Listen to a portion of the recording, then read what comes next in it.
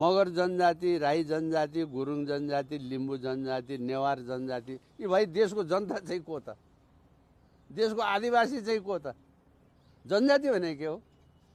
बेलायतीले हिन्दुस्तानमा शासन गर्दा शासनभन्दा बाहिर भएका निरपेक्षमा भएका मान्छेहरूको लिस्ट बनायो एउटा, त्यसलाई जनजाति भन्यो। नेपालमा मगर जनजाति हो, मगर त राजा खलक हो। लिम्बू जनजाति हो, लिम्बूहरूको राजा खलक हो। राई जनजाति हो, यो त झन् किराँत सिङ्गी सभ्यताको मूल स्रोत हो। कसरी जनजाति हो? त्यो त राज्य खलक हो। अब यहाँ जनजातिको नाममा हाम गर्नलाई जनजाति कुनै के मिसन के भनेर नाम जनजाति, जस्तो आफूलाई दलित भन्ने जस्तो, यो गलत काम हो। को छ दलित आजभोलि? इतिहासमा थियो। इतिहासमा भएको कुरा भने त उत्पीडित वर्ग हो। कथित हो। तपाईलाई उत्पीडनमा पारे कसैले, समयले, त्यसको विरुद्धमा विद्रोह हो। तपाईँ दलित हो, दलित भए त तपाईँ नमान्छे, मान्छे, म चाहिँ मान्छे, म ठुलो मान्छे, तपाईँ सानो मान्छे, म छुनु हुने मान्छे, तपाईँ छुनु नहुने मान्छे, के हो यो?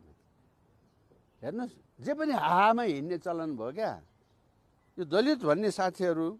जति सबैले विद्रोह किन नगरेको? मेरो समस्या चाहिँ यो। ए भाइ, यो त विद्रोह गर्नुपर्ने कुरा। मलाई दलित भनिस्, म कसरी दलित? यो मलाई जनजाति भनिस्, म कसरी जनजाति? यहाँ हेर्नुहोस्, उसमा देशको सभ्यता र देशको चिनारीकै मूल अङ्गको वर्ग नै आफैलाई सानो, मलाई हेप्यो भनेर, हेप्दै नहेपेको कुरालाई हेप्यो भनेर तपाईँ कराएर हिँडिरहनु भएको छ। मधेसवादीले चाहिँ एउटा के भयो अरे, काठमाडौँको कुन चाहिँ एकजना नेवार महिलाले झिसमिसेमा एउटा मान्छे देखिन्छ, बिहानको झिसमिसेमा मनु धाइचौँला मर्सिया लाटका भनेर भनिदिएछ। त्यो भने के हो भने मान्छे भन्ठानेको मधिसे पो रहेछ भनेछ। ओहो, हामीलाई त मान्छे नै मानेन भाइ। अब यसमा विद्रोह गरेर तपाईँ उचालेर ढुङ्गा हानेर आगो लाएर बर्बाद छ। काठमाडौँको, पाटनको, भक्तपुरको वाटेभर एउटा चोकको जिन्दगीमा चोकभन्दा बाहिर नगएको, थानकोट नकाटेको आइमाईले अर्को मान्छेलाई एक थोक जानेर नजानेर भुलबस त्यस्तो भनिदिएछन्। त्यो इन्टेन्सनली थिएन भन्ने हो।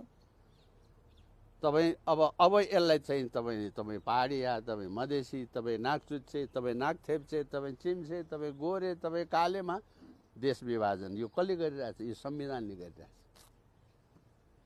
यो संविधान खराब छ।